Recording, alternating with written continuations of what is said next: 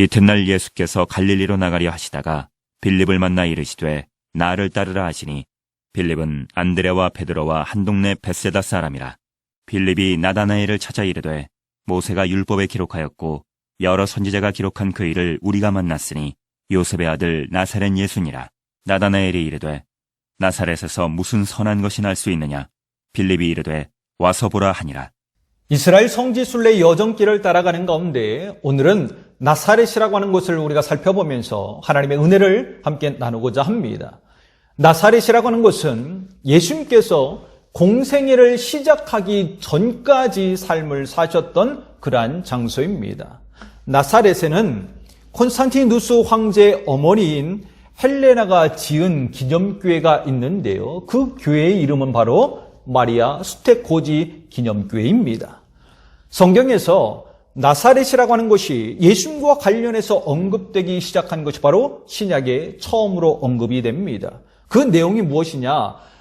천사 가브리엘이 하나님의 명을 받음으로 말미암아 마리아에게 찾아가서 네가 잉태하게 될 것인데 이제는 아들을 낳게 될 것이다. 그리고 그 이름을 예수라 하라라고 이렇게 고지를 받게 되죠. 그것이 바로 누가복음 1장 26절과 31절의 말씀에 기록이 되어져 있습니다. 그 말씀을 보면 그렇게 이야기합니다. 여섯째 달에 천사 가브리엘이 하나님의 보내심을 받아 갈릴리인 나사렛이라는 동네에 가서 보라, 내가 잉태하여 아들을 낳으리니 그 이름을 예수라 하라. 이러한 말씀을 따라서 나사렛에는 마리아 수테코지 기념교회가 세워지게 된 것입니다.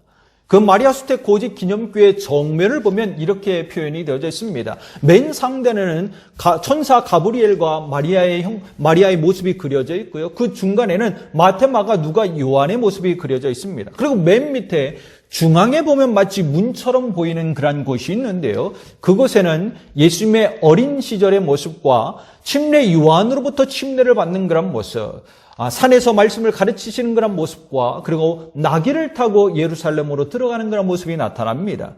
그 다음에 예수님께서 십자가에 달려 죽으시는 그런 모습이 그려져 있고요. 그리고 맨 마지막으로 예수님께서 무덤에서 부활하셨던 그런 모습을 표현해 주고 있습니다. 마치 예수님의 일대기적인 그런 모습을 상징적인 모습으로 함축해서 나타내 준 그런 하나의 편지와 같은 일대기의 그런 모습과 같은 그런 것들을 잘 표현해 놓았습니다.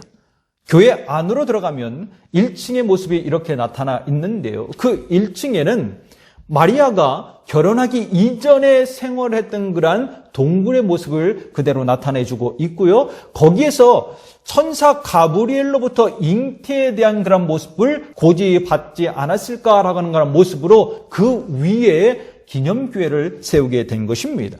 2층으로 올라가면 이런 모습으로 나타내주고 있는데요. 여기서 특이한 것은 무엇이냐면 천장의 모습입니다. 마치 백합을 거꾸로 뒤집어 놓은 듯한 그런 모습으로 표현해 주었는데요. 백합의 꽃말이 뭡니까? 순결입니다. 그것과 같이 마리아의 순결을 상징적으로 이렇게 표현해 놓았습니다.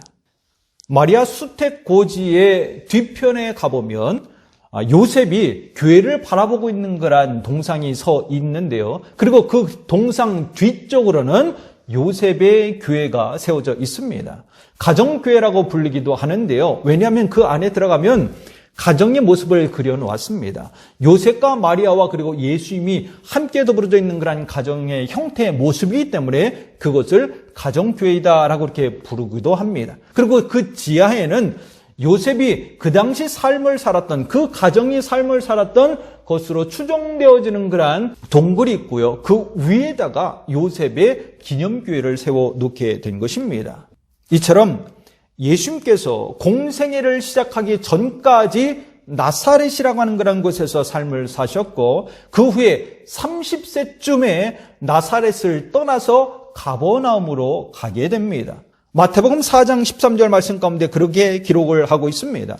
나사렛을 떠나 스불론과 납달리 지경 해변에 있는 가버나움에 가서 사시니. 오늘 본문은 예수님께서 나사렛을 떠나서 가버나움에서 본인의 사역을 시작하는 시작점의 모습이다라고 이야기할 수가 있습니다. 왜냐하면 그곳에서 제자들을 부르기 시작했기 때문에 그런 것입니다. 그 가운데 빌립을 만나게 되고 빌립이 나다나엘에게 예수님을 전하게 됩니다. 왜냐하면 함께 더불어서 예수님을 따라가기를 원했기 때문에 그 친구에게 예수님에 대한 것들을 이야기하게 됩니다. 하지만 나다나엘이 빌립의 말을 듣고 참 이상해하죠. 이상하게 생각했던 것이 뭡니까? 오늘 보면 46절 말씀을 보십시오. 나다나엘이 이르되 나사렛에서 무슨 선한 것이 날 수 있느냐. 예수님의 이야기를 듣는 가운데 나사렛 출신이다라고 하는 그런 말을 듣자마자 나다나엘이 야, 그 나사렛에서 무슨 선한 것이 날 수 있냐라고 이렇게 반박을 했던 거예요. 왜 나다나엘이 이런 반박을 했을까요? 제가 나사렛에 가보니 그 이유를 알 수 있었어요. 나사렛, 21세기에 나사렛에 갔을 때도 그 나사렛은 낙후된 도시였습니다. 아니, 도시라기보다는 너무나도 낙후된 그러한 장소에 불과했다라고 하는 것입니다. 그렇다면 1세기 때는 어땠을까요? 아무도 알지 못하는 그러한 시골 중에 시골, 깡촌 중에 깡촌이었다라고 하는 것입니다. 그러니 나다나엘 입장에서는 야, 어떻게 그렇게 낙후된 곳에서 아무도 알지 못하고 가보지도 못하는 그런 곳에서 선한 선지자가 나올 수 있느냐, 너무 어이가 없었던 것입니다. 저는 그 속에서 나사렛을 보는 가운데 또 오늘 본문 말씀 가운데 나다나엘이 나사렛이라고 하는 곳에서 무슨 선한 것이 날 수 있느냐라고 하는 그런 말 가운데 두 가지 생각을 하게 되었습니다. 첫 번째 생각은 왜 하나님께서 예수님을 나사렛 출신으로 만드셨을까? 그것이 궁금했어요. 그 이유가 무엇일까? 여러분, 듣보잡이라고 하는 그런 줄임말을 아십니까? 듣도 보도 못한 잡것이라고 하는 그런 의미를 가지고 있는데요. 지금 나다나엘 입장에서는 빌립으로부터 내가 선한 선지자를 만나게 됐다. 정말 우리가 기다리고 기다렸던 그 메시아가 우리 눈앞에 나타났다. 그 사람이 누구냐면 나사렛 출신 예수다. 나사렛 사람 예수다. 그런 말을 하는 거예요. 나다나엘은 나사렛이라고 하는 그곳을 들어보지도 못했다라고 하는 것입니다. 알지도 못했다라고 하는 것입니다. 그러니 듣보잡인 그 나사렛 출신의 예수 받아들일 수 있을까요? 받아들일 수 없었다라는 거예요. 너무나도 어이가 없었다라고 하는 것입니다.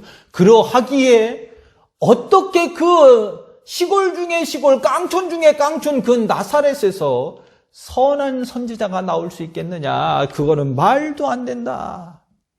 당시 학자들은 그렇게 이야기합니다. 그 당시에 나사렛은 한 30가구 정도 살았을 것이다.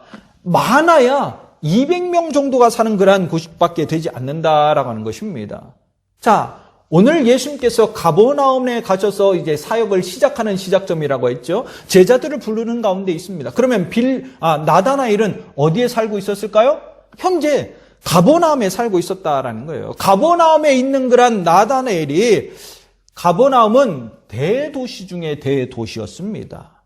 당시 15,000명에서 2만 명 정도가 살았을 것으로 추정을 하고 있는데요. 또한 이 가버나움이라고 하는 것은 교통의 요충지였어요. 국제 도로가 지나가는 그런 경유지였다라고 하는 것입니다. 그러하기에 이 가버나움 대도시에 살고 있는 나다나엘로서는 이해가 되지 아니하는 거예요. 더 큰 예루살렘에서 선지자가 나왔다라고 하는 것도 아니고 정말 누구도 알지 못했던 나사렛에서 선지자가 나왔다고 하니 이거 받아들일 수가 없었다라는 거예요.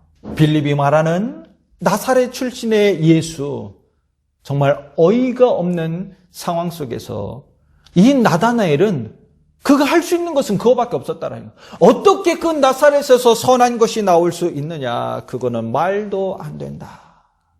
그러면 왜 하나님께서 굳이 누구에게도 인정받지 못하는 그 시골 중에 시골 나사렛이라고 하는 곳에서 예수님이 삶을 살아갈 수 있게 하셨을까? 왜 나사렛 출신의 예수라고 이렇게 불릴 수밖에 그렇게 하셨는가? 그 이유가 뭘까요?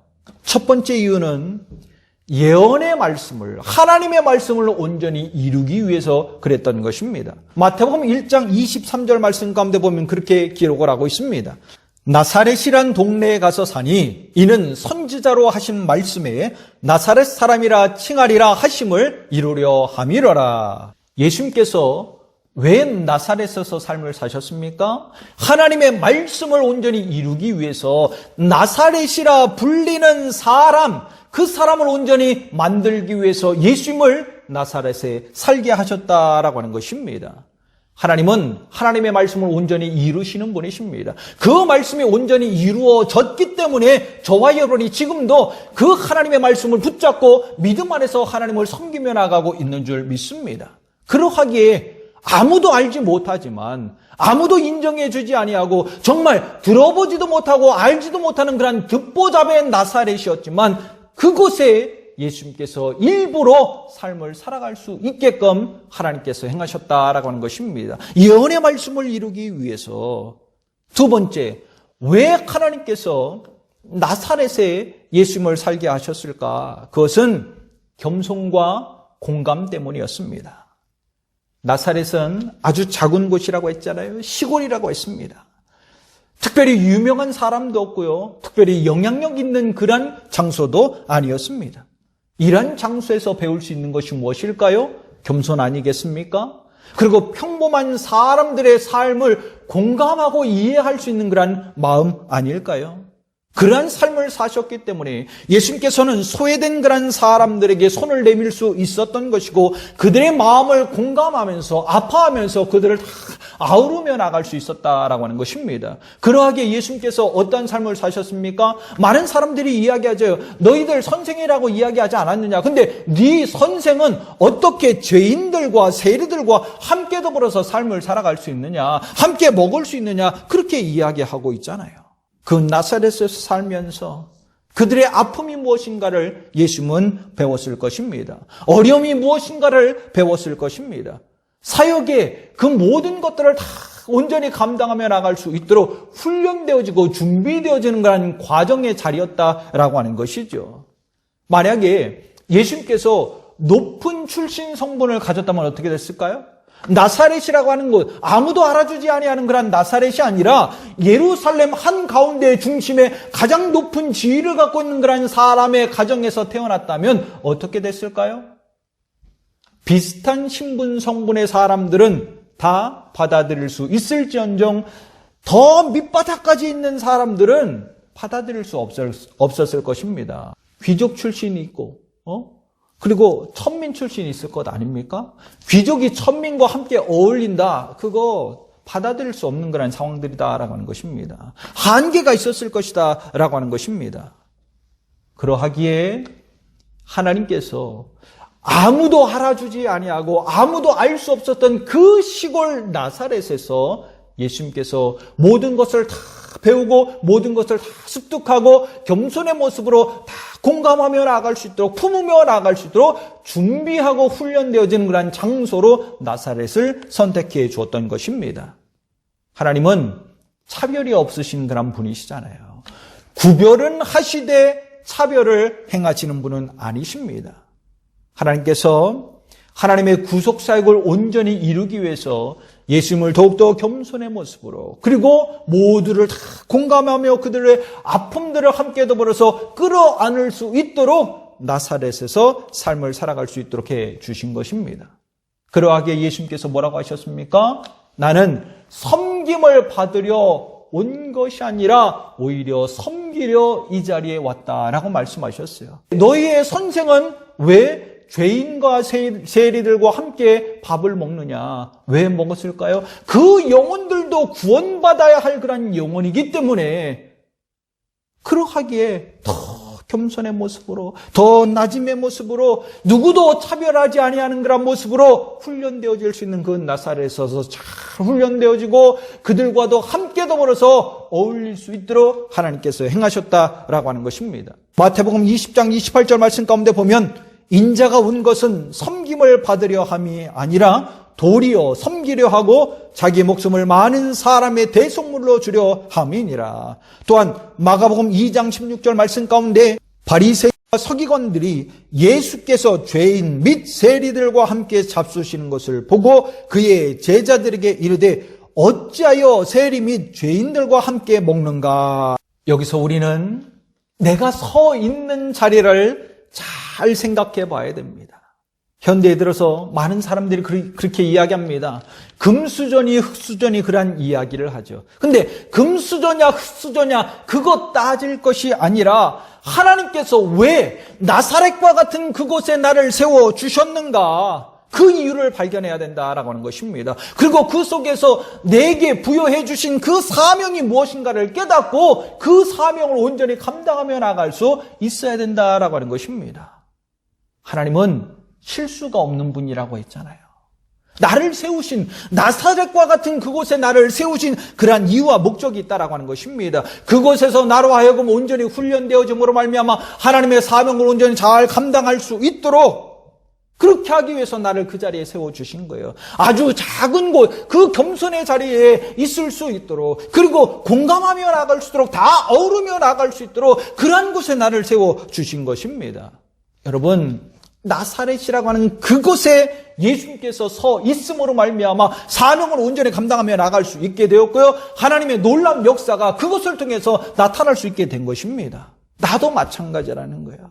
성도는 내가 서 있는 자리가 하나님이 내게 맡기신 훈련의 장소, 사명의 장소임을 깨달아야 할 줄 믿습니다. 높고 낮음을 따질 것이 아니라 잘 훈련되어서 하나님의 뜻을 온전히 이루고 하나님으로부터 부여받은 그 사명을 온전히 잘 감당하여 하나님께 영광을 돌리고 그 속에서 하나님이 부어주시는 놀라운 성령의 은혜를 누릴 수 있는 하나님의 자녀들이 되기를 간절히 축원합니다. 두 번째, 와보라입니다. 와보라.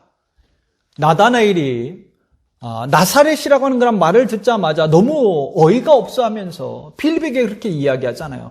항의하는 듯한 그런 모습으로 이야기합니다. 나사렛이라고 하는 곳에서 무슨 선한 것이 날 수 있겠느냐.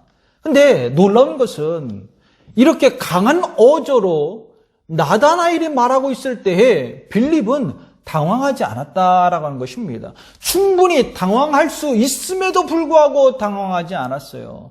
제가 왜 충분히 당황할 수 있다라고 이렇게 말씀을 드리냐면 빌립도 어찌 보면 알았을 것입니다. 나사렛이라고 하는 거 나도 들어보지 못한 것 같은데 그 가운데 나다나엘이 어떻게 그 시골에서 아무도 알지 못하는 그곳에서 선지자가 나올 수 있느냐, 그 말도 안 된다, 그렇게 강한 어조로 이야기했을 때 빌립도 정말 그런가? 그 나다나엘의 말에 동의하면서 내가 미안하다, 조금 더 알아봤어야 되는데 내가 착각했다라고 그렇게 이야기할 수 있었을 거예요. 충분히 그렇게 말할 수 있었을 거예요. 그럼에도 불구하고 이 빌립은 나다나엘의 강한 어조로 이야기하며 나갔을 그때에도 당황하지 않았어요. 오히려 더욱더 담대한 모습으로 와보라고 선포하더라라고 하는 것입니다. 오늘 보면 46절 말씀을 다시 한번 보십시오. 나다나엘이 이르되 나사렛에서 무슨 선한 것이 날 수 있느냐? 빌립이 이르되 와서 보라 하니라. 빌립이 뭐라고 했다고요? 당황하지 않았습니다. 주눅들지 않았습니다. 오히려 나다나엘을 향해서 와서 보라, 담대하게 선포했다라고 하는 거예요. 그럼 어떻게 이렇게 담대함의 모습으로 선포하며 나갈 수 있을까요? 빌립은 예수님을 만남을 통해서 확신을 가졌다라고 하는 거예요. 여러분 한번 생각해 보십시오. 나도 잘 알지 못해요. 그냥 잠깐 만났을 뿐이에요. 그런데 누군가가 그렇게 아무도 알지 못하는 것에서 선지자가 어떻게 나올 수 있느냐, 그 말도 안 된다라고 강한 어조로 이야기한다면 당황하지 않겠습니까? 주눅들지 않겠습니까? 근데 어떻게 확실히 찬 모습으로 와서 보라고 이야기할 수 있겠냐라고 하는 것입니다. 그 이유는 한 가지밖에 없어요. 정말 내 안에 확신으로 충만히 차 있기 때문에 누가 뭐라고 한다 할지라도 나는 확신하기 때문에 그 확신이 의심을 뛰어넘음으로 말미암아 와서 보라 그렇게 담대하게 이야기할 수 있었던 것이다 라고 하는 것입니다. 의심하고 있었던 나다나엘, 너무나도 어이없어 했던 나다나엘이 왜 빌립의 말을 듣고 예수님을 만났을까요? 그 이유가 뭡니까? 왜 그랬을까요? 그것은 빌립이 확고하게 가지고 있었던 그 확신에 찬 그런 모습을 보았기 때문에 그래요. 너무 확신하기 때문에, 그리고 와서 보라고 명확하게 이야기하기 때문에 나다나엘도 그 확고한 빌립의 믿음을 보고 말을 보고 예수님을 찾아갔던 것입니다. 만약에 빌립이 그래도 한번 와봐라 그렇게 이야기했으면 나다나엘 왔을까요? 안 왔을까요? 저는 안 왔을 것입니다. 안 왔다고 생각합니다. 왜? 확신 없는 그런 모습으로 이야기하고 있는데 내 말에 먼저 주눅 들어 있잖아요. 그런 사람의 말을 어떻게 따르고 어떻게 믿고 거기에 갈 수 있겠습니까? 그래 못 간다라는 거예요. 그럼에도 불구하고 나다나엘이 간 이유는, 예수님 앞에 간 이유는 정말 확고한 믿음 가운데 와보라고 그에게 선포해 준 빌립의 그 모습을 보고 나다나엘이 예수님을 만나러 갔던 것입니다. 나다나엘이 정말 예수님 앞에 나가서 예수님을 보았을 그때 어떻게 됐습니까? 180도 달라졌죠. 완전히 달라졌잖아요. 어이없어 했고 의심했던 이 나다나엘이 예수님의 제자가 되지 않았습니까? 예수님의 제자가 되었고 이제 내가 앞으로 어떻게 삶을 살아가야 될 것인가, 자신의 삶의 목적과 방향을 깨닫게 됐습니다. 그리고 그 속에서 하나님으로부터, 주님으로부터, 예수님으로부터 주어지는 수없이 많은 은혜들을 나다나엘은 누리며 삶을 살았어요. 여러분, 요즘 우리를 한번 생각해 볼까요? 어쩌면 내가 살고 있는 이 세상 속에서 오늘날 삶 가운데서 많은 사람들이 그렇게 이야기할지도 모르겠습니다. 교회에 무슨 선한 것이 있겠느냐? 믿음에 무슨 선한 것이 있겠느냐? 성도에게 무슨 선한 것이 있겠느냐? 그 말을 우리가 듣고 있지는 않습니까? 참 암담한 현실이기도 합니다. 왜 이런 말을 들을까요? 사건 사고 속에 끊임없이 교회의 이름이 거론되고 있습니다. 목회자의 이름이 거론되고 있습니다. 그리고 세상 사람들이 그래요. 나를 속인 사람, 그 사람이 믿는 사람이라고 이야기하면서 자기가 장로이다, 권사이다, 집사이다, 성도이다라고 이렇게 다 얘기하고 내 등을 쳐느라고, 나에게 사기를 쳤노라고 그렇게 이야기할 때가 너무나도 많아요. 그러니까 많은 사람들이, 세상 사람들이 그렇게 이야기하는 것 아닌가요? 교회에 무슨 선한 것이 있고, 믿음에 무슨 선한 것이 있고, 성도에게 무슨 선한 것이 있겠느냐, 이란 말이 나오는 나의 삶의 현실 속에 여러분은 그들을 향해서 뭐라고 이야기하시겠습니까? 뭐라고 답하시겠습니까? 무슨 선한 것이 있겠느냐, 그렇게 말하고 있는 현실의 삶 속에서 저와 여러분은 정말 그럼에도 불구하고 성도로서 와 보라고 선포하며 나가야 될 줄 믿습니다. 왜요? 그것이 예수 그리스도를 구주로 영접한 성도가 해야 할 사명이기 때문에, 내가 해야 할 사명이기 때문에 그런 것입니다. 그 일을 위해서 내가 먼저 부끄럽지 아니하는 성도가 되어야 할 줄 믿습니다. 마치 교회를 향해서, 성도들을 향해서, 믿음을 향해서 무슨 선한 것이 있겠느냐라고 비웃듯 이야기하는 사람이 있다 할지라도 내 안에 확신을 가지고, 믿음의 확신을 가지고, 예수 그리스도의 확신을 가지고, 하나님의 말씀의 확신을 가지고 와 보라라고 선포해야 할 줄 믿습니다.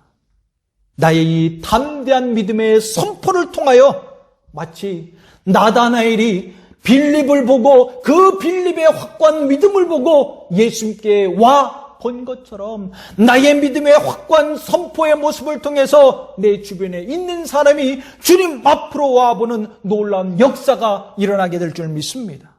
와보면 달라요. 와보면 삶이 바뀌게 되고요. 와보면 하나님의 은혜가 내게 주어지는 놀라운 역사를 경험하게 됩니다. 그러니 와보라 선포하십시오. 내가 나사렛일 수 있습니다. 우리 교회가 나사렛일 수 있습니다. 그러나 하나님께서는 그 작은 나사렛을 통해서 하나님의 온전한 뜻을 이루며 나가셨습니다. 왜 하나님께서 나를 나사렛에 서게 하셨을까요? 나사렛과 작은 나를 통해서 하나님의 뜻을 온전히 이루기를 원하고 계신 것입니다. 여러분, 하나님을 향한 나의 이 믿음을 더욱더 확고하고 담대함의 모습으로 나아가 와보라 선포하며 나아가는 거룩한 성도가 되기를 간절히 축원합니다. 그로 인해서 하나님의 뜻을 이루어 하나님 앞에 영광을 올려드리고 와보라 담대히 선포함으로 말미암아 하나님 앞에 돌아온 한 영혼이 구원을 받아 하나님의 나라를 함께 세워나가며 하나님 앞에 영광을 올려드리고 예배를 드리고 하나님을 찬양하는 가운데 하나님께서 부어주시는 그 은혜의 기쁨들을 누리며 삶을 살아가는 거룩한 성도가 되기를 간절히 축원합니다.